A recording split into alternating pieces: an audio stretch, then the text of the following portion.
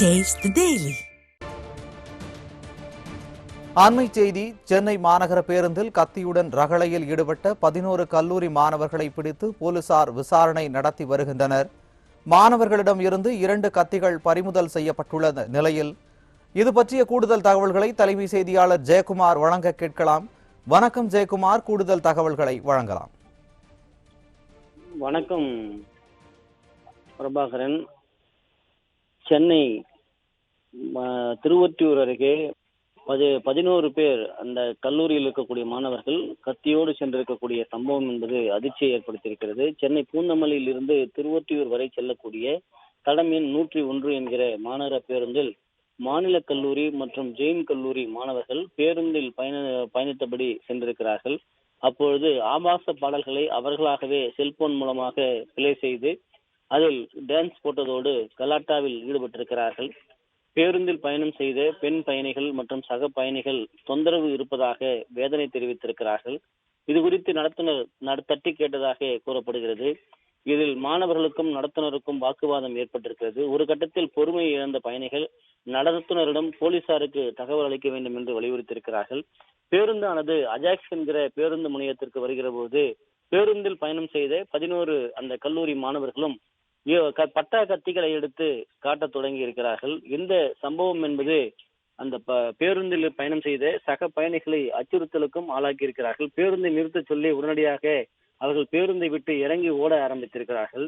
புத்தகங்களை சுமக்கக்கூடிய மாணவர்களுடைய பேக்கில் பட்டா கத்தியை கொண்டு வருகிற அளவிற்கு கல்லூரி நிர்வாகங்கள், குறிப்பாக மாநில கல்லூரி, ஜெயின் கல்லூரி, அதே போன்று இன்னும் இது போன்ற பிரச்சனைகளுக்கு பெயரெடுத்த பச்சையப்பன் கல்லூரி, அதே போன்று புது கல்லூரி, இப்படி பல்வேறு நந்தனம் கல்லூரி, பல்வேறு கல்லூரிகளில் படிக்கக்கூடிய இந்த மாணவர்கள் கல்லூரிக்கு வருகிற போது கல்லூரி இருக்கக்கூடிய முதல்வர்கள், அதே போன்று அந்த வளாகத்தில் வருகிற போது அவர்களை அனுமதிக்கின்ற ஆசிரியர்கள், கல்லூரியை நிர்வகிக்கக்கூடிய பேராசிரியர்கள் அனைவரும் கண்காணித்திருந்தால் இது போன்ற ஒரு நடவடிக்கைகள் ஈடுபடாது தவிர்த்திருக்க முடியும்.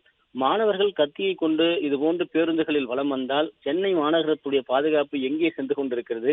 இவர்களை கண்காணிக்க வேண்டிய சம்பந்தப்பட்ட வழித்தடங்களில் இருக்கக்கூடிய காவல்துறையினர் என்ன செய்து கொண்டிருக்கிறார்கள் என்கிற மிகப்பெரிய ஒரு கேள்வி எழுகிறது. மாணவர்கள் பேனாக்களை தங்களுடைய கையில் பிடிக்க வேண்டுமே தவிர கத்திகளை பிடிக்கக்கூடாது. கத்திகளை பிடித்தால் இவர்கள் நாளைய சமுதாயம் எப்படி வளர்ந்து நிற்கும் என்பது மிகப்பெரிய ஒரு அச்சுறுத்தலாக, அதே போல சமூகத்துக்கு சவாலாக மாறிவிடுவார்கள் என்பதுதான் நிதர்சனமான உண்மை. இது போன்ற மாணவர்களை பெற்றோர்களும் அவர்களை நல்வழிப்படுத்த வேண்டிய அந்த பொறுப்பு இருக்கிறது. ஆசிரியர்களுக்கும் பொறுப்பு இருக்கிறது. தவறு செய்பவர்களை தண்டிக்க வேண்டிய அதிகாரம் இருக்கக்கூடிய காவல்துறை என்ன செய்து கொண்டிருக்கிறது என்கிற மிகப்பெரிய ஒரு கேள்வி எழுகிறது. குறிப்பாக சென்னை நங்கநல்லூரில் நேற்று மாணவர்களுடைய பேக்கை ஆசிரியர் ஆய்வு செய்கிற பொழுது அந்த பேக்கிற்குள்ளே கஞ்சா வைத்திருந்திருக்கிறார். இப்படித்தான் தமிழகத்தில் இருக்கக்கூடிய அரசு பள்ளிகளுடைய நிலவரம் சென்று கொண்டிருக்கிறதா? அரசு பள்ளியை பரிபாலனம் செய்யக்கூடிய பள்ளிக்கல்வித்துறை அமைச்சர் என்ன செய்து கொண்டிருக்கிறார்? தமிழக அரசு என்ன செய்து கொண்டிருக்கிறது? கஞ்சா பள்ளி படிக்கக்கூடிய புத்தகங்களையும் பேனாக்களையும் சுமக்கக்கூடிய ஒரு மாணவனுடைய கையில் கிடைத்தால் அவனுடைய எதிர்காலம் என்ன ஆகும்? அவனோடு சக மாணவர்களுடைய எதிர்காலம் என்ன ஆகும் என்பது மிகப்பெரிய ஒரு அச்சுறுத்தலாகவும் மிகப்பெரிய ஒரு பயத்தை ஏற்படுத்தக்கூடிய விஷயமாகவும் இருக்கிறது. அதே போன்று பேருந்து இன்றைக்கு பார்க்கிற பொழுது நெல்லை மாவட்டம் நான்குநேரியில் ஒரு பள்ளி ஆசிரியரை தீர்த்து கட்டுவதற்காக 3 மாணவர்கள் கத்தியோடு சென்றிருக்கிறார்கள். அந்த பட்டா கத்தியோடு 3 மாணவர்கள் நெல்லையில் நான்குநேரியில் கைது செய்யப்பட்டிருக்கிறார்கள். குறிப்பாக சங்கர் ரெட்டி அரசு மேல்நிலைப் பள்ளி என்கிற அந்த நான்குநேரியில் செயல்பட்டு வரக்கூடிய அந்த பள்ளியில் மாணவர்கள் 3 பேர் புத்தக பையில் பட்டா கத்திகளோடு சென்று அந்த ஆசிரியை தீர்த்து கட்ட ஒரு பிளான் போட்டிருக்கிறார்கள். அதை தெரிந்து ஆசிரியருடைய புகாரின் அடிப்படையில் கத்திகள் பறிமுதல் செய்யப்பட்டிருக்கிறது. அதே போன்று கத்தரிக்கோள் உள்ளிட்ட கூடுதலான ஆயுதங்களையும் அவர்கள் கையில் வைத்திருக்கிறார்கள். மாணவர்களுடைய கல்வியினுடைய நிலை, மாணவர்களுக்கு அளிக்கக்கூடிய அந்த போதனை வகுப்புகள், இவைகள் எல்லாம் எங்கே போனது? இதையெல்லாம் முறையாக கடைபிடிக்கப்படுகிறதா? தமிழகத்தில் உயர்கல்வித்துறையும் பள்ளிக்கல்வித்துறையும் முறையாகத்தான் செயல்படுகிறதா? ஏற்கனவே பல்கலைக்கழகங்கள் எல்லாம் அகல பாதாளத்தில் சென்று கொண்டிருக்கிறது. பல்கலைக்கழகங்கள் நிதி இல்லாமல் தள்ளாடி கொண்டிருக்கிறது.